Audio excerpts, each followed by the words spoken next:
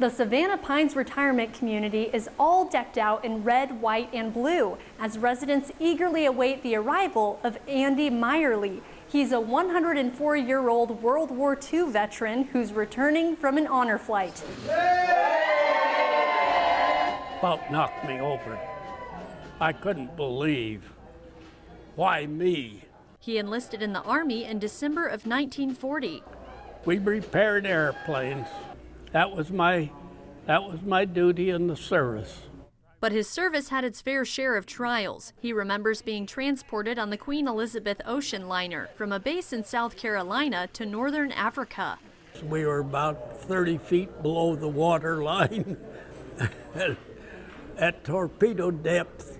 I don't think I ever slept in my bunk.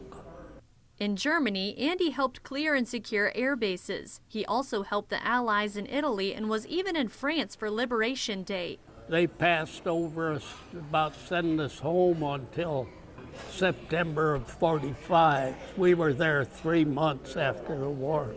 Andy grew up on a farm outside of Valley, Nebraska. When he returned from the war, he went to pharmacy school and moved to McCook to open a drugstore. He had a healthy lifestyle. Being a retail pharmacist, he spent many hours on his feet. His daughter Elaine decided to buy him a ticket for the honor flight out of Kansas. At first, Andy wasn't so sure about the idea. She says, well, that's too bad because you're going. But his mind changed after sightseeing around Washington, D.C. with his daughter and attending ceremonies that honored veterans. I've got to say that this has been a very enjoyable and grateful experience that I just come back from. Now he spends his days at Savannah Pines in Lincoln, visiting with a fellow veteran who served in the Korean and Vietnam Wars. He's quiet, but he's very knowledgeable, very smart guy. You wouldn't know his age.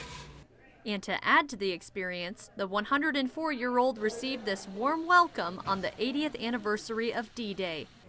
And I'd only been gone 3 days. And you'd think I won the last war. For Pure Nebraska, I'm Grace McDonald.